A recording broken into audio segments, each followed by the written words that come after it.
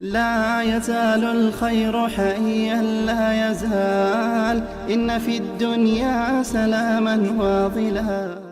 Grand idea, that is the field. So when we're speaking about genetics, you can't separate it from evolutionary biology. You can't. Yeah. Let me explain. So genetics makes the claims that. Do you know the most frequently used definition of evolution is the change in gene frequencies? Yes. Genetics. Yeah. This is inseparable. No, but like a geneticist could, like, let's suppose that I am a young Earth creationist who works in genetics. I would then believe that God kind of put us on Earth 5,000 years ago, and he created these fake, false fossils in the ground to tempt us. But our genes pass on the information of whether I will have red hair or blue eyes or all these sorts of things. And that it's these genes which are passed on in the egg and the spermatozoa, which then determine whether the child will resemble the mother or the father. At no point have I necessarily taken the tree of life as a fact. Sir, so I don't need to accept it. Sir, the tree of life, you can have an evolutionary model without it. So it's not about the tree of life. Yeah, so you don't need it for genetics. But sir, the reason why I'm correcting this misunderstanding is, this misunderstanding of yours shows that you're using something to challenge, say, prophecies, which you don't fundamentally understand. Okay, try explaining that then. Try elaborating. So you're saying genetics can be separated from evolutionary biology. Yes. And the way that you're defending yourself is using young Earth creationism. No, I'm not. No, no. What I'm saying is that one can believe in genetics without necessarily believing that there is a tree of life. Yeah, that I agree with you. Okay. Yeah. But that you have to have evolutionary theory in there. You can't have genetics without evolutionary theory. Okay, so it depends about which. Okay, so maybe we're talking about cross purposes here. I would agree that if you believe in genetics, then you'd have to believe that populations' gene frequencies change over time. That's my point. Okay, if that was all that you meant, then I apologize. I thought you meant evolutionary theory. I thought you meant one universal common ancestor or something like that. Like you know, sir, there's many different models. Okay. You can have multiple origins, the Lamarckian type, multiple parallel lines of evolution, and so on and so forth. Now here's the point. Evolutionary biology today, let's forget something in the past, or let's forget something in a population. Let's just look at something simple. Your body is made up of proteins. Proteins fold and their shape has an impact. We today do not understand how and why some proteins fold. It happens before our very eyes. We sort of understand it. We know that it would have to be due to electrostatic attractions and whether one part of the molecule has electron density and whether another part of the molecule has, relative positivity, and then they'd be attracted to each other. So we know kind of what forces would be causing it. We just can't predict it with a computer model. But we can predict some. I'm making a different claim now. The claim I'm making is, with all our technology today, something which happens before our very eyes is still something which we struggle to grasp. What is that thing? Protein folding. Some protein folding till today, we don't understand the exact mechanisms. No, but that's just because it's a difficult thing to model. Exactly. Yeah. So what I'm trying to get to is this. That doesn't mean that when we are speaking about ideas which are big, like the creation of the universe, or the beginning of life, or abiogenesis, or all these things, yet something before our very eyes we don't fully grasp.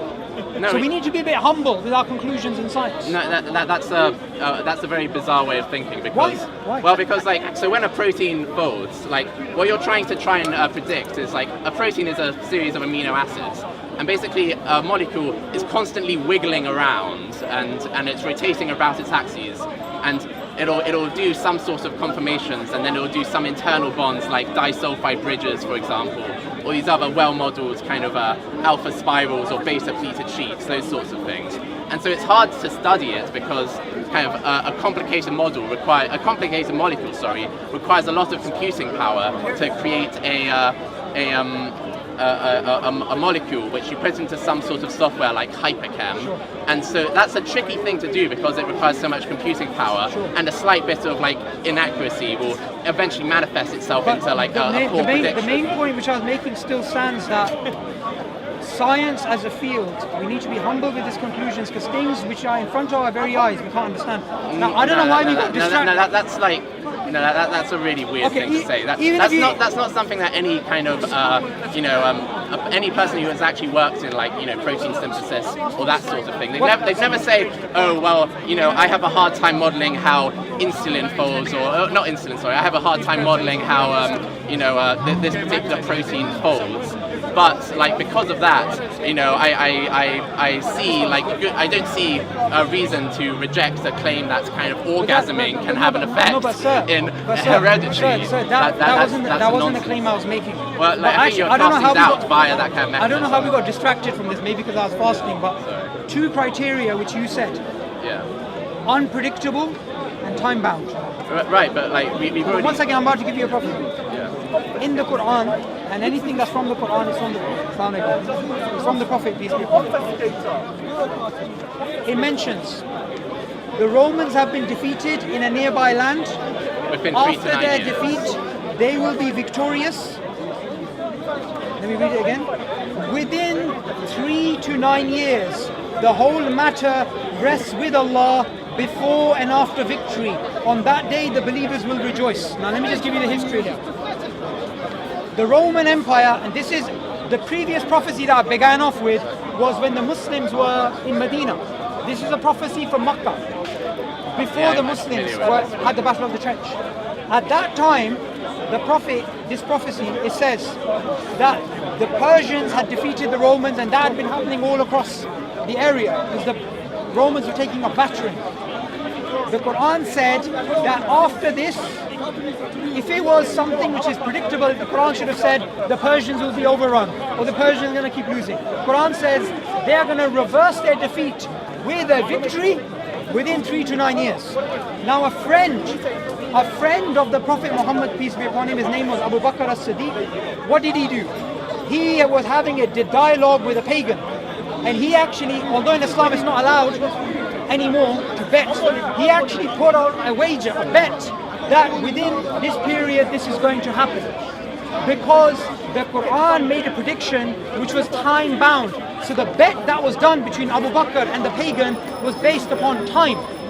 So I know what you're going to say next, which is, yeah, this prophecy may be time bound and unpredictable, but what about the others? Well, but also it's still not an incredibly impressive prediction, because there have been many human commentators who have predicted when a war will end and who the victor will be. You don't necessarily need divine knowledge in order to make a prediction like that. Sure, sir.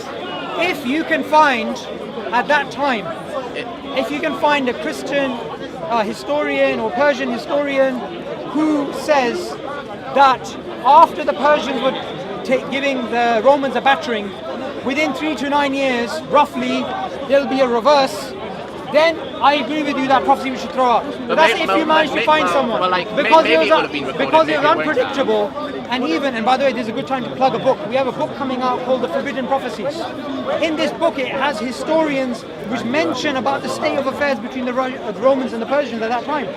This is an unpredictable prophecy which is time bound. Now coming back to the original point, which is about conceptually.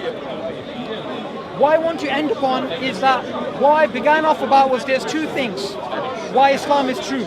There is objective evidence and there is personal interaction between you and the Creator, which is of a spiritual nature. I want to ask you a question. If you right now, you go home, say tonight and it's dark, and you pray to God to guide you and show you the truth, and you see the stars realigning to say there is none worthy of worship except Allah and Muhammad is his messenger, would you make your life's goal to worship God? I would accept like a great deal of the validity within Islam. Okay. If you conceptually accept that, then I want to make a claim, which is between me and you.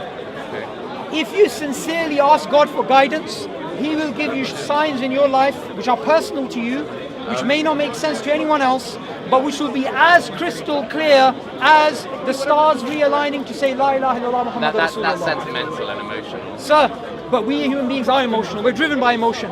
Do you know what, sir? Let me ask you something. Trust that as much as rationality, though. Sir, let's not separate rationality and emotion here.